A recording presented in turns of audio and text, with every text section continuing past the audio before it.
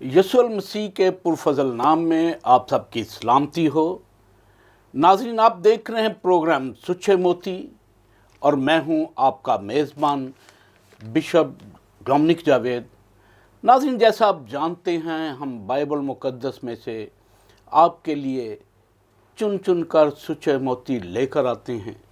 वो पूरी बाइबल ही सुच्चे मोतियों से भरी है। हम किसी भी सफ़ा को उलट लें, पढ़ें तो ये सुच्चे मोती हैं। आज नाज़रीन, हम बड़े एक अहम मौजू पर बात करेंगे, रेस्टोरेशन के मुतल्लिक, तामीर नौ के मुतल्लिक। बहुत सारी ज़िंदगियों में भी तामीर नौ की ज़रूरत है, और हम दुनियावी लिहाज पर देखें, दुनियावी लिहाज पर भी हमें तामीर नौ की बड़ी ज़रूरत है। नाज़रीन, एक लीडर, उसकी शख्सियत बड़ी सहर अंगेज़ होती है।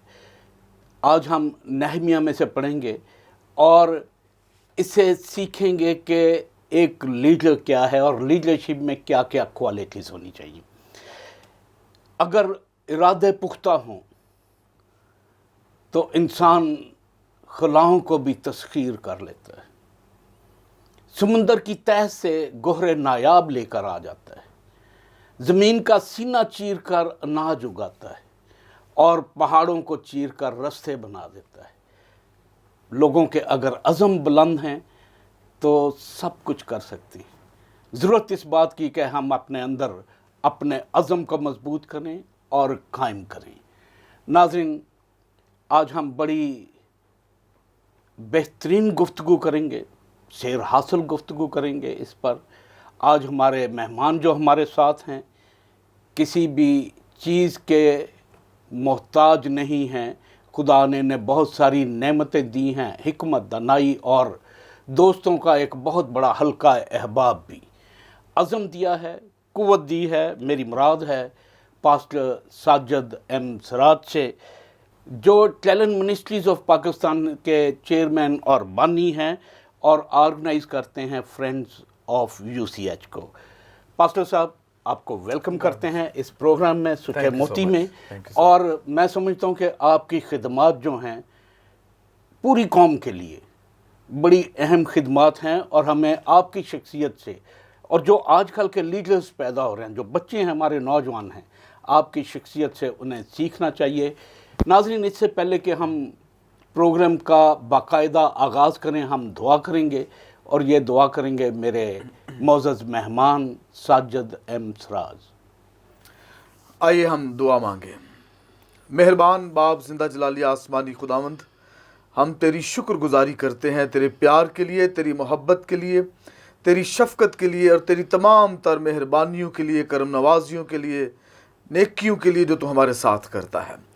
और आज की इस नशिस्त के लिए ख़ुसूसी तौर पर तेरे शुक्रगुज़ार हैं कि तूने ये मुमकिन किया कि हम आज इस ख़ूबसूरत प्रोग्राम का हिस्सा बन सकें, और खुदावंद जो तेरी मर्ज़ी है उसको खुदावंद तेरे कलाम मुक़द्दस में से दुनिया के सामने अयां कर सकें, दुनिया के सामने उसको लेकर आ सकें खुदा। और वो करैक्टर, वो किरदार जो कलाम मुक़द्दस में 66 किताबों में नहमिया की किताब में हमें नहमिया की सूरत में नज़र आता है, उसके करैक्टर को, उसके किरदार को और ज़्यादा खूबसूरती के साथ दुनिया के सामने, कौमों के सामने, नौजवानों के सामने ख़ुसूसी तौर पर लेकर आ सकें। इस सारे प्रोग्राम में शुरू से लेकर आखिर तक तो हमारे साथ हो, बिशप साहब के साथ हो, जब वो सारे प्रोग्राम को हैंडल करते हैं, लीड करते हैं, होस्ट करते हैं खुदा, तो हर चीज़, हर काम, हर लफ्ज़ खुदा तेरी मर्ज़ी के मुताबिक हो। यीशु मसीह नासरी के नाम में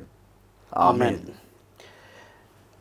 नाज़रीन, जैसा प्रोग्राम के आगाज़ में ही मैंने ज़िक्र किया कि हम नहमिया के और उसकी लीडरशिप के बारे में पढ़ेंगे। नहमिया अब्रानी ज़बान का लफ्ज़ है जिसके मानी हैं खुदावन ने तसल्ली दी। दो अल्फाज का मजमुआ है, नहम और या खुदावन के लिए, यहोवा के लिए, खुदा के लिए इस्तेमाल होता है। और आज हम खुदावन की तसल्ली को देखेंगे, और खुदावन तसल्ली देता है। इन आयाम में भी जब ہم بہت ساری مشکلوں کا شکار ہوتے ہیں، بہت ساری ہمیں مصیبتیں آتی ہیں، مشکلیں آتی ہیں، تو خداوند ہمیں ان میں بھی تسلی دیتا ہے۔ آج ہم کتاب مقدس میں سے پڑھیں گے نہمیہ کی کتاب، اس کے پہلے باب میں سے پہلی سے 11 آیت۔ خدا کے کلام میں لکھا ہے، 20ویں برس کسلیوں کے مہینے میں جب میں کیسر سوسن میں تھا تو ایسا ہوا کہ حنانی جو میرے بھائیوں میں سے ایک ہے اور چند آدمی یہودا سے آئے، اور میں نے ان سے ان یہودیوں کے بارے میں جو بچ نکلے تھے اور اسیروں سے باقی رہے تھے یروشلم کے بارے میں پوچھا۔ انہوں نے مجھ سے کہا کہ وہ باقی لوگ جو اسیری سے چھوٹ کر صوبہ میں رہتے ہیں نہایت مصیبت اور ذلت میں پڑے ہیں، اور یروشلم کی فصیل ٹوٹی ہوئی اور اس کے پھاٹک آگ سے جلے ہوئے ہیں۔ جب میں نے یہ باتیں سنی تو بیٹھ کر رونے لگا اور کئی دن تک ماتم کرتا رہا اور روزہ رکھا اور آسمان کے خدا کے حضور دعا کی اور کہا، اے خداوند آسمان کے خدائے عظیم و محیب، جو ان کے ساتھ جو تجھ سے محبت اور تیرے حکموں کو مانتے ہیں عہد اور فضل کو قائم رکھتا ہے، میں تیری منت کرتا ہوں کہ تو کان لگا اور اپنی آنکھیں کھلی رکھ، تاکہ تو اپنے بندہ کی اس دعا کو جو میں اب رات دن تیرے حضور تیرے بندوں بنی اسرائیل کے لیے کرتا ہوں، اور بنی اسرائیل کی خطاؤں کو جو ہم نے تیرے برخلاف کی مان لیتا ہوں، اور میں اور میرے آبائی خاندان دونوں نے گناہ کیا، ہم نے تیرے خلاف بڑی بدی کی ہے، اور ان حکموں اور آئین اور فرمانوں کو جو تو نے اپنے بندہ موسیٰ کو دیے نہیں مانا۔ میں تیری منت کرتا ہوں کہ اپنے قول کو یاد کر جو تو نے اپنے بندہ موسیٰ کو فرمایا کہ اگر تم نافرمانی کرو تو میں تم کو قوموں میں تتر بتر کروں گا، پر اگر تم میری طرف پھر کر میرے حکموں کو مانو اور ان پر عمل کرو، گو تمہارے آوارہ گرد آسمان کے کناروں پر بھی ہوں تو وہاں سے اکٹھا کر کے اس مقام میں پہنچاؤں گا جسے میں نے چن لیا ہے تاکہ اپنا نام رکھوں۔ وہ تو تیرے بندوں اور تیرے لوگ ہیں جن کو تو نے اپنی بڑی قدرت اور کبھی ہاتھ سے چھڑایا۔ پاک کلام کا پڑھا اور سنا جانا ہم سب کے لیے باعث برکت ہو۔ آمین۔ پادری صاحب، یہاں پر ہم ایک بات کو دیکھتے ہیں، ہمیں پہلی آیات میں ہم دیکھتے ہیں کہ جب نہمیہ نے سنا کہ یروشلم کی فصیل ٹوٹی ہوئی ہے اور اس کے پھاٹک جو ہیں آگ سے جلے ہوئے ہیں، ہم یہاں پر ایک لیڈرشپ کی کوالٹی دیکھتے ہیں، ایک پیشن دیکھتے ہیں۔ اس کا پیشن ہمیں کہاں پہ نظر آتا ہے کہ اس نے باتیں سنی اور بیٹھ کر رونے لگا۔ کیسی خوبصورت بات ہے یہ، جب تک پادری صاحب دل کے اندر چوٹ نہ لگے بالکل تو رونا نہیں آتا۔ آج میں سمجھتا ہوں کہ بے شمار جگہوں پر، بے شمار باتوں میں ہم جو قوم کے رہنما ہیں ہمیں رونا آتا ہے۔ جب کوئی کچھ نہیں کر سکتا، بے بس ہوتا ہے، تو پھر وہ روتا بھی ہے۔ اب تو رہنماؤں پر رونا آتا ہے کئی دفعہ۔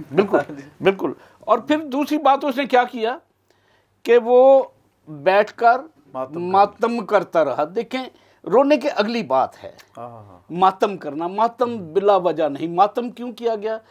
کیونکہ اس کی بے بسی نظر آتی ہے۔ رونا ایک قدرتی عمل ہے، بالکل، اور ماتم کرنا کیا ہے؟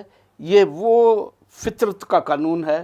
جب آپ کچھ نہیں کر سکتے تو پھر کیا کرتے ہیں؟ پھر اپنے آپ کو ماتم کرتے ہیں۔ اور یہ ہم نہمیہ میں دیکھتے ہیں کہ اس نے ماتم کرنا شروع کیا۔ اور پھر ہم الہی صفت کو دیکھیں کیا ہے۔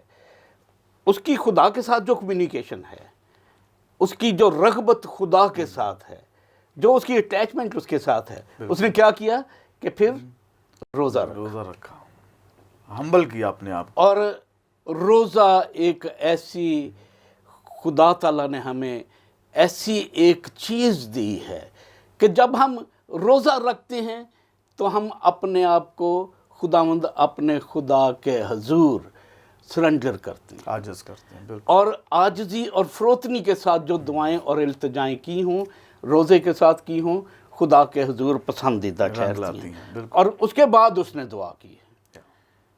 اور نہمیہ کی دعا کو ہم بائبل مقدس میں جتنی بھی دعائیں ہیں، میں بائبل مقدس میں دیکھتا ہوں کہ بائبل مقدس میں 24 ایسی دعائیں ہیں جیسی میرے خداوند یسوع مسیح نے دعا کی، حنا نے دعا کی، بالکل. باپ ابراہم نے دعا کی، حزقیہ نے دعا کی.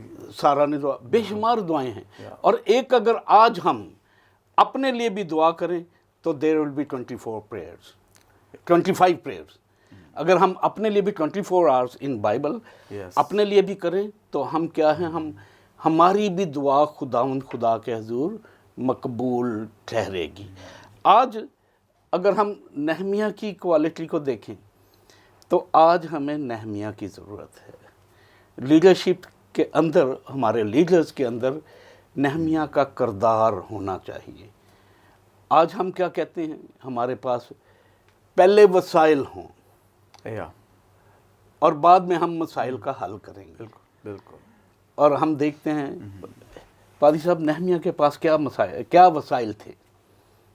دیکھیں، نہمیہ کے پاس سب سے پہلی بات تو ایک پیشن تھا اپنی قوم کے لیے، اور پھر خدا کے ساتھ کمیونیکیشن جو تھا وہ تھا اس کے پاس، اور پھر اس کی جو سوچ تھی، اس کا جو خیال تھا، اس کی جو کمیونٹی ہے، اس کی جو قوم ہے، وہ بڑی بری اور مصیبت کی حالت میں، قسم پرسی کی حالت میں، ذلت کی حالت میں رہ رہی ہے. یہ پیشن جو ہے، ہم نے دیکھا کہ خداوند یسوع مسیح بھی بیکیم کمپیشنیٹ.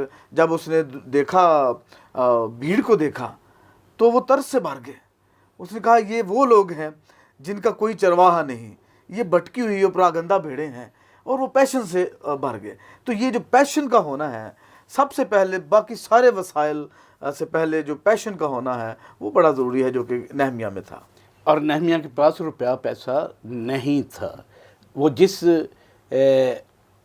عہدے پر کام کر رہا تھا وہ تو صرف بادشاہ کا ساقی تھا، اسے بس میں پیش کرتا تھا. بالکل. وہ تو ایک اسیر تھا، اس کو ایک ڈیوٹی دی ہوئی تھی، مطلب یہ تھا، وہ اسیروں کے اندر آ گیا تھا. ناظرین، یہاں پر وقت ہوتا ہے ایک شارٹ بریک کا. ہم لیتے ہیں شارٹ بریک. کہیں نہ جائیے گا، آپ دیکھ رہے ہیں پروگرام سچے موتی.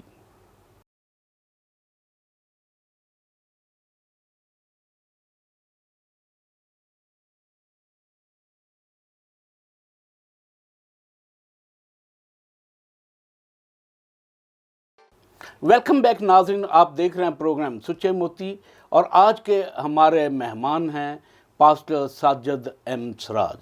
بریک پہ جانے سے پہلے ہم بڑی سیر حاصل گفتگو کر رہے تھے نہمیہ پر.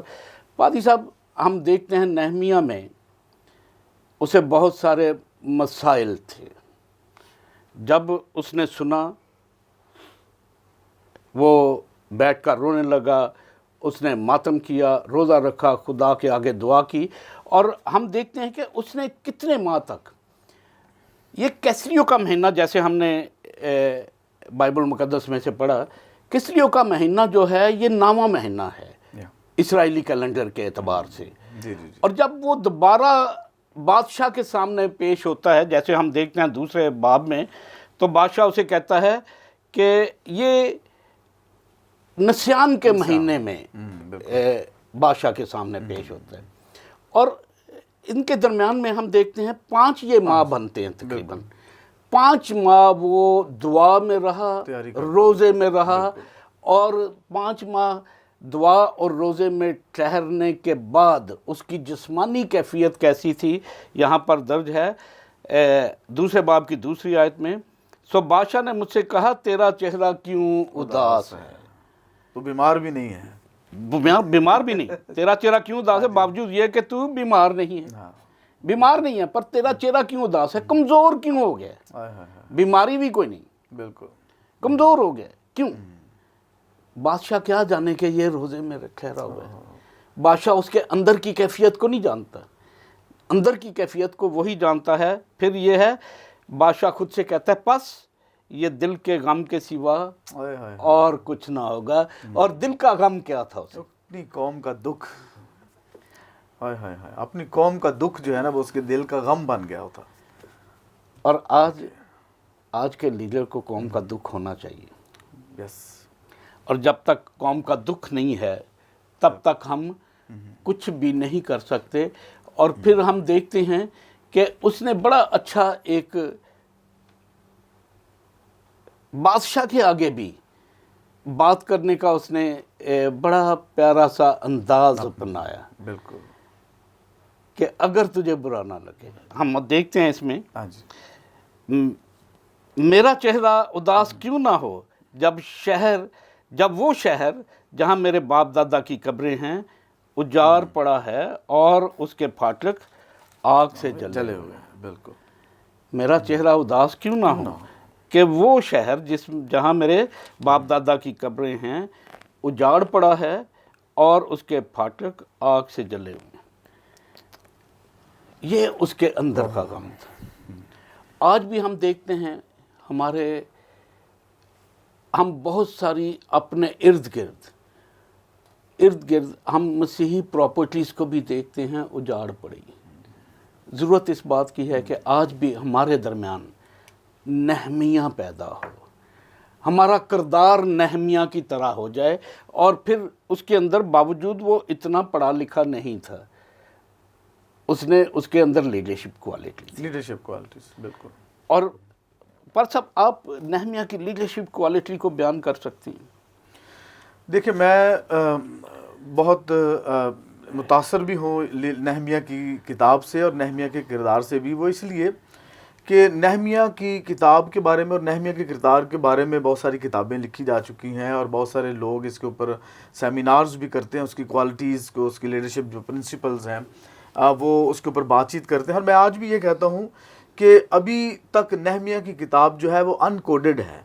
अभी तक उसके बहुत सारे जो प्रिंसिपल्स हैं उनको ना तो अनकवर किया गया है और ना उनके ऊपर काम हुआ है और ना उनको अमली तौर पर इस्तेमाल में लाया गया। अनकोडेड मैं इसलिए कहता हूँ कि उसकी जो क्वालिटीज़ हैं वो किताब मुक़द्दस के में दर्ज हैं। और हमने देखा कि वो पैशनेट है, वो रोया, उसने मातम किया, उसने रोज़ा रखा, उसने दुआ की और फिर उसके अल्फाज का चुनाव जब वो बादशाह के सामने आता है। लेकिन सारी चीज़ों का जो मुहर्रक है, जो डायनामिक्स हैं, वो इन सारी बातों के वो उसकी कौम का दर्द है। वो उसके उजड़े हुए शहर और उसकी बिखरी हुई कौम जिसमें ना इत्तेहाद है, ना इत्तेफाक है और ना वो कसम पुरसी की हालत में ज़िंदगी बसर कर रही है। और ये जो दर्द है, ये जो है वो सारी चीज़ों का मुहर्रक है। और वो खुदा के हुजूर में जब वो जाता है तो खुदा उसको फिर जवाब देता है। 5 महीने लगते हैं, उसने वेट किया, इंतज़ार किया और बड़े मुनासिब वक्त पर वो बादशाह के सामने हाज़िर होता है, जब मलका भी वहाँ पर मौजूद होती हैं। बड़ा माहौल एक बना है खूबसूरत सा। और वो वहाँ पर अपनी जो अर्ज़ है, अपनी जो मिन्नत है, अपना जो उसकी डिमांड है वो सामने रखता है और इस तरह पोर्ट्रे करता है अपने आप को, इस तरह पेश करता है कि बादशाह खुद उससे सवाल करता है और उससे पूछता है। ये एक ज़बरदस्त लीडरशिप क्वालिटी है। दूसरी अहम बात यह है कि उसकी सारी क्वालिटीज़ को हम बयान करते हैं, लेकिन हमने कभी भी उसकी क्वालिटीज़ को अमली जामा नहीं पहनाया।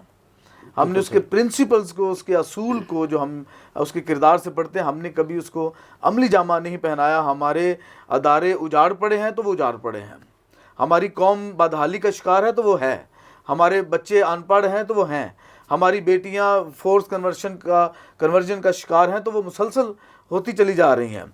और हम गुर्बत और कसम पुरसी और जहालत की ज़िंदगी बसर कर रहे हैं तो हम मुसलसल इसी तरह कर रहे हैं। हम में से शायद ही किसी का ये रुझान इस तरफ हो कि हम अपनी कौम को उठा खड़ा करें। और मैं समझता हूँ कि ये जो हमारे अदारे हैं ना, साहब, मैं आपकी बात को थोड़ा सा और वे से भी देखता हूँ। बहुत सारे लोग काम कर रहे हैं, लेकिन काम करने के बावजूद ہم یہ والا پیشن نہیں دیکھتے کہ وہ اتنا پیشن ہو کہ وہ قوم پر رو رہے ہوں، رزلٹ نہیں ہے نا ہمارا.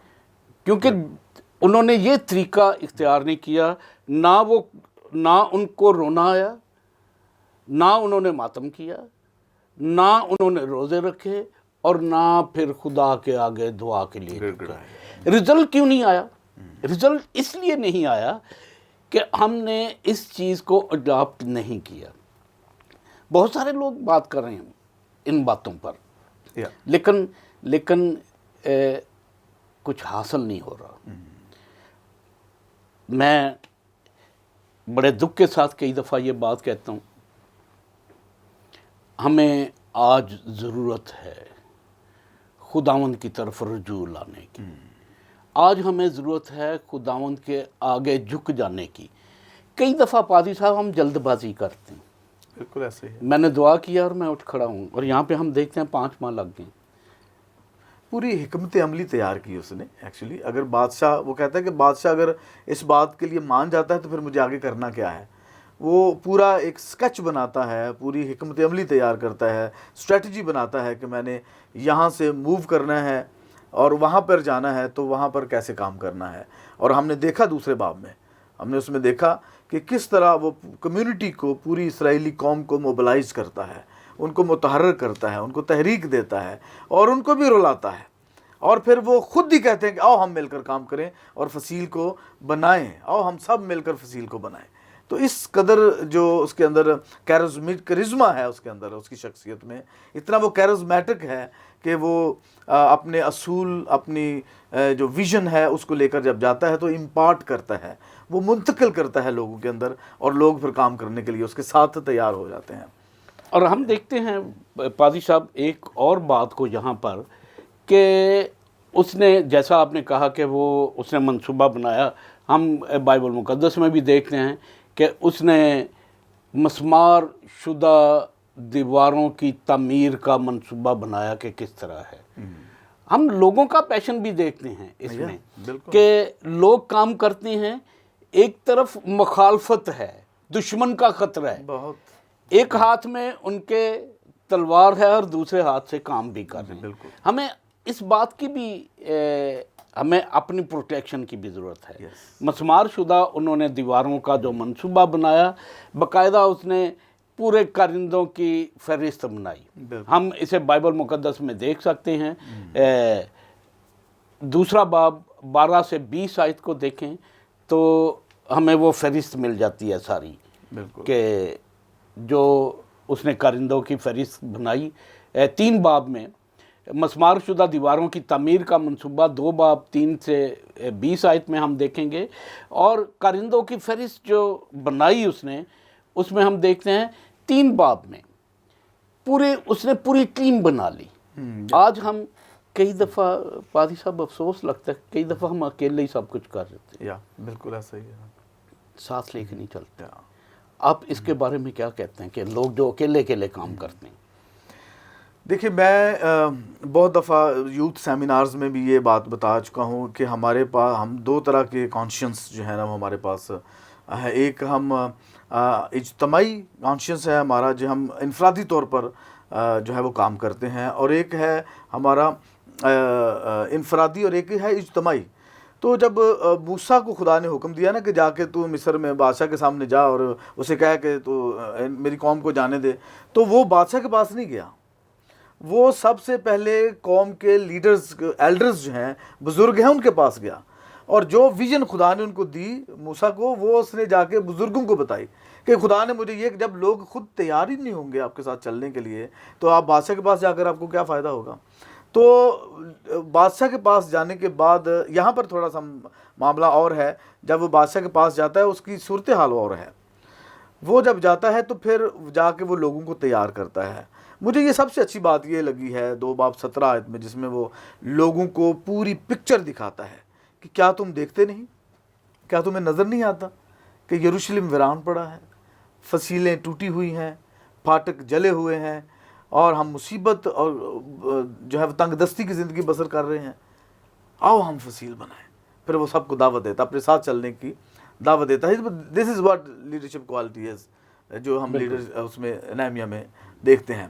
تو ایک اور چیز دیکھیں کہ جب بنی اسرائیل اسیری میں جاتی ہے تو 3 گروپس میں جاتی ہے، آج سالوں کے وقفے ہیں، اور جب سیری سے واپس آتی ہے تو 3 گروپس میں آتی ہے. یعنی 534 میں پہلا گروپ زربابل جو ایک شہزادہ ہے، رائل ہے، اس کی جو ہے سربراہی میں 50,000 لوگ آتے ہیں. اچھا 50,000 لوگ جب آتے ہیں تو اس کے وہ آ کر کیا کرتے ہیں؟ وہ آ کے سیٹل ہو جاتے ہیں اور پھر آ کر وہ کچھ نہیں کرتے. دوسرا گروپ جو ہے وہ کوئی 79 ایئرز کے بعد، 79 سال کے بعد 458 قبل از مسیح میں دوسرا گروپ جو ہے وہ آتا ہے، اور وہ عزرا کاہن کی سربراہی میں آتا ہے، اور وہ صرف 1800 لوگ ہوتے ہیں، اور وہ سارے لاوی اور کاہن ہوتے ہیں. اور جب وہ واپس آتے ہیں تو آگے نہ کھانے کو نہ پینے کو کوئی صورتحال نہیں، اور وہ کھیتوں میں چلے جاتے ہیں، کام شروع کر دیتے ہیں. کوئی قربانی، کوئی ہیکل، کوئی عبادت، کوئی شریعت، ہر چیز جو ہے وہ بلائے طاق رکھ کر اپنے کام میں لگ جاتے ہیں. اچھا جب عزرا آتا ہے 458 قبل از مسیح میں، اس کے 14 سال بعد خدا نہمیہ کو لے کر آتا ہے. یعنی آپ اندازہ کریں کہ 93 سال تک یروشلم جو ہے وہ کھنڈرات بنا رہا. اس 93 سال تک وہ جو ہے وہ پھاٹک جلے ہوئے، ہر چیز تباہ حال.